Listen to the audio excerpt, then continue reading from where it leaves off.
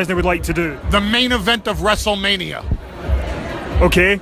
Now, we interviewed Randy Orton earlier on today, and he had some words about Brock Lesnar. He said that it pisses him off that Brock Lesnar is not around, and that he intends to make a name for himself by beating Brock Lesnar this Sunday. What does Brock think about that? Would you like me to script Randy Orton's interview for this Monday for you? Sure. Okay, you go, Randy Orton, how do you feel about your match last night with Brock Lesnar? And he's going to say...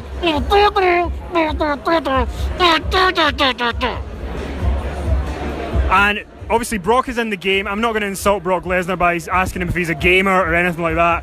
But is there any superstar from the past that it's not possible to wrestle now, but Brock would like to get in the ring with? Or would have liked to get in the ring with? I don't look to the past, I look to the future, and I look to the opponent that's going to be the biggest box office for me to secure my future, my financial future for me and my children. And my last question is, Conor McGregor has made some comments recently about WWE. Does Brock have any comments? Conor McGregor. Who? Listen, I've heard of this cat.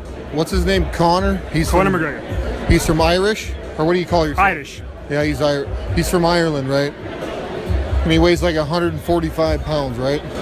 That's what my left leg weighs, all right? If Conor McGregor has the balls to stand in front of me and say what he wants to say, then I, myself personally, will address the issue. But if Conor wants to say something outside of the box, I don't give a shit what he says, okay? And lastly, Goldberg is the other cover star in this game, and he's kind of almost been angling for a match with Brock Lesnar. Potentially, everybody angles for a match with Brock Lesnar. They know that's where the box office is. Everybody mentions my name to get their lines on the internet. That's all they got to do is mention my name, and it's out there. That's what they figured that out because I'm what? Brock Lesnar is the beast. Brock Lesnar is the conqueror. Brock Lesnar is the single biggest box office attraction in sports entertainment and or mixed martial arts. Sorry, Conor McGregor, I got paid for that last fight more than you got paid for all your fights for 2016. And with that, this has been Brock Lesnar. This has been... Conor, you said that you expended too much energy in the first round. Why did you do that? Did you get caught up in the motion, the energy, the arena? I think usually you put them shots together on a guy in my division and they crumble. He could take it a little bit more. Now I still believe I hurt him. I mean, his face is banged up there, he's stitched up. He said he won the boxing exchanges. I don't think he did. I just think I needed to be a little bit more select, a little bit more efficient with my energy, and I needed to recognize that a bigger man, you must put the shots together a little bit more to stop a bigger man. So I'll learn from that, and I will put the shots better next time. If you hit a 155-pounder like a Dos Anjos or a 145-pounder like Edgar with those shots, are they done? I think they fold 100%. I mean, Nate is a completely different stylistic opponent than Dos Anjos. He has the range, the height. I think if it had been a scheduled fight with what it was supposed to be, I would have came out victorious, but it is what it is. Considering how vocal you are, obviously there's some brushback you heard on Twitter what Jose Aldo had said. What's your response to those who feel this is sort of some comeuppance for you? You know, there's always critics, there's always people that will celebrate a man's fall, but you know, it is what it is. I'll take it on the chin. This is the fight business. Many wins, many losses. I've lost many times before in all different forms of fighting, so well, I'll face it head on and come back like a champion that I am. And this may seem like an awkward question, but you've been on top for so long. How does it feel to lose? You've only been known winning lately. Yeah, I mean, it stings, but this is life. Sometimes they're up, sometimes they're down. It's how you handle it that makes you who you are, so I will handle it well. Thanks for the time. Thank you. They can relax, they are in a new place, so it's good. That's something I always dreamed of. I always visualized what given would feel like, given to people who have given to me, what that would feel like. I always dreamed of just showing up one day and be like, here. And that would always give me like good feelings. When people ask you about pressure and pressure you face in your life, in your career, you always say that you enjoy that pressure. What pressure? There was a lot of pressure on you, whatever you say, whether you don't feel it. You delivered because you delivered on a promise. You delivered against a secondary opponent. You've been Was preparing... the bookie's favourite? Who was the bookie's favourite? I was the favourite against Jose, but when Chad got replaced, he was the favourite. The whole industry thought this was the one. He's not going to overcome this. I smiled to myself and I went in there and KO'd Chad inside 2 rounds. Maybe previous, when all the stuff is going on, all the obligations, the injuries, the hours that you're away from your comfort. But when you're in it and you're there, when you've made it to the octagon, I feel free. That's why I'm saying I don't feel pressure on fight night. I don't feel pressure when I make that walk. Someone asked me what it's like when I make that walk, what it's like when you walk out into that arena, and I swear on my life, when I walk out to that arena, I honestly feel like I'm unshackling chains off of me.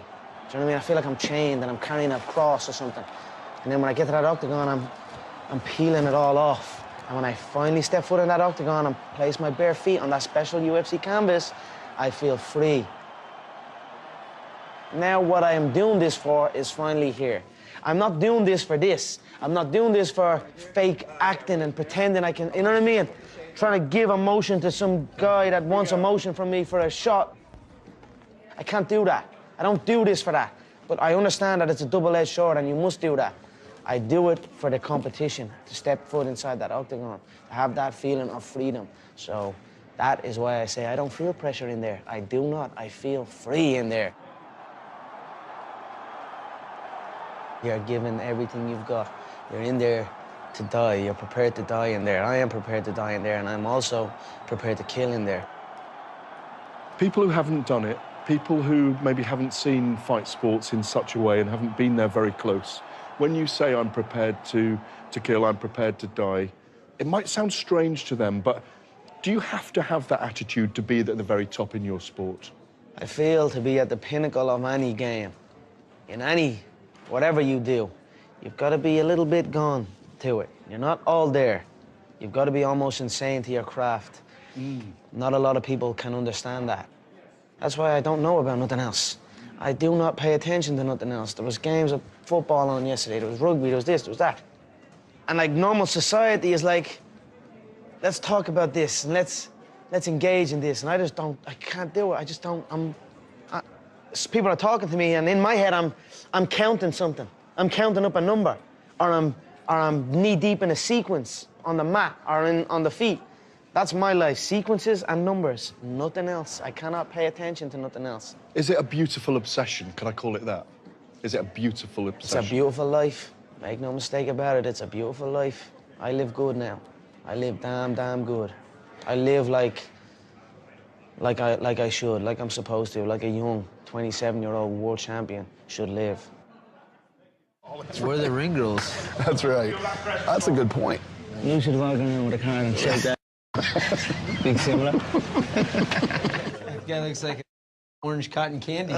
You look like a 50-year-old retired skateboarder. A little fat old man you look like. You're not wearing your high heels today? High heel dress shoes? No, they're python skin. Python? I hunted them myself. We don't even know what python is in America. You went into the Tough House. I know the decision was made late. You went into the Tough House as Tough 22 coach. Literally 48 hours, 70-odd hours after fighting Chad Mendes. Did you have any time to reflect on your fight? I or were you barely just slept. Yeah. I barely slept. You look ravaged when you walked in there for the first bits of filming. I had ups and downs in Las Vegas over there, you know what I mean? But in saying that, I was going out sometimes, you know what I mean? You're trying to escape from it, but it was intense to go back to back. But I watched them come in, and I watched this energy and these young kids that have not experienced this yet. Ready? Let's fight. Get tough again, Saul. Get tough. Get tough. Atta boy. What's better than sitting in here and watching fights? And this is what you do for a living. Are you kidding me? You joking me right now? And I'm sitting there listening to him say that after like an hour before that, thinking, I'm not even going to show up. I'm out of here. I've done what I had to do. I've raked in 60 million for them. I'll see you later. Don't call me unless there's a fight, and call me when the weigh-in day is there, and I'll show up on weight, and I'll fight. That's what I was thinking. But when I got there and when I was watching the fights and I was listening to him say that, and I started to think, look where we are. Look where we are. We're sitting here, Las Vegas, comfortable, watching these kids fight to chase a dream, to change their life. So I picked up a new lease of life from that, and then I went into it with that. But even still, you're still having ups and downs. It's a long 6 weeks. It's a long 6 weeks. They were locked in the house, but I was also locked in the house. I went in there the first day and was eyeing everyone up, sizing everyone up. Yeah, as opponents. Just, I don't know why I do that. I just do that. I size people up. I don't know why, but I do. I almost feel like when I step into this thing, I'm at war. I'm at war with everybody at all weights. But they were good people. They responded well. When you keep it real with somebody and you lay it out, I did lay it out. I said, this, I'm not gonna baby you, I'm not gonna hold your hand. I've been thinking of what way to approach it, so I wrote out some notes of what way I feel is best we'll do it. And just to let you know where I'm at with the whole situation. Everyone is here for their own benefit. Forget Team Europe and forget Team USA. There is no friends in this business. You are either here to win or you are simply a filler. We're all on our own journey, as am I. So this is it. You come in here and handle your own business. You don't need nobody to hold your hand. I told them the truth and let the chips fall where they may. That's on them. But that atmosphere and that speech and that vibe that we created in the gym, and that they're not truly friends here. This is business. Be comfortable in the training environment, help each other out, stay injury-free, because they're all already banged up. Every one of them had a banged-up elbow, a banged-up knee, a busted-up foot, a busted-up face. They only fought just to get into the house. So you can't take people from that, stick them in a house, bring them to the gym twice a day and let them thump the head off each other. They won't make it to the fight. You know what I mean? They'll be competing with each other in the gym, they'll be drained. By the time they step foot inside the octagon, they'll be flat. Their shots won't pull. They won't be able to pull the trigger like they usually would. So I pull the reins back off of doing that. Keep watching how they respond when it comes back around and it's team versus team. They respond like they should, like it's business. I love it. We got it done and I enjoyed it overall. Love it. Looking good, boys, yeah? All right, I'm gonna take a picture of us all. That's it. Great picture, yeah? Smell that? Let's do it, brother. Smell that fresh Dublin air. Can I take you now away from Las Vegas and back here in Ireland? Take me home. You are home and you're fated here like a hero. You can't walk down the street now anywhere in Ireland without being known. How is it dealing with that? How is it having to give your time? Because there are so many people who know who you are. I'll tell you what, for a period of time, it was messing me up. I was like, didn't want to go nowhere. You know, not that I didn't want to go nowhere, but I just was like, it was always, it's an event to go somewhere. I can't just go somewhere and do something, and now I don't give it. Now I am going places, you know what I mean? Like when I was in LA and when I was in Vegas and we were planning on coming back and saying, right, this is gonna be insane coming back. I need to figure out how I'm gonna come back. And then I'm thinking, oh, it's gonna be too heavy. I can't come here and train, fight camp, and it's just gonna be too, like I'm in a fishbowl or something. Then I came back and I was like, I love this place. This is my home. When I walk into the gym, there's a lot of kids, a lot of things I have to sign, and people ask me to sign, take pictures. But that's okay. I help build that gym. I help build that place to what it is. That is my home. I feel comfortable in there no matter what. Like people will be sitting there videoing me, or I see that sometimes when I'm just sitting there and eating food and I see a guy holding the camera like that, trying not to make eye contact with me, but he's videoing me eating food. And before I'd be like, I can't, that freaks me out, but now I'm cool with it. It's okay. Are they all good positives? problem. Is they all positives, really? Yeah, it is all. I mean, not everyone's positive. Not everyone's, you know what I mean? Not everyone's happy to see a man succeed. As wrong as that is, but not everyone is happy to see another man succeed. So that maybe was in my head a little bit too much, and I kind of let that play into me a little bit. But now I put my feet up and I relax. I have a good team of people. I have a good setup. I feel free to go anywhere with no hesitation. Before I'd be like, all right, I want to go into town. I'd be like, you know what I mean? It's a bit too, am I ready to be, some people just drag out you and just, you know what I mean? Then that's a little bit heavy, but it's not too bad.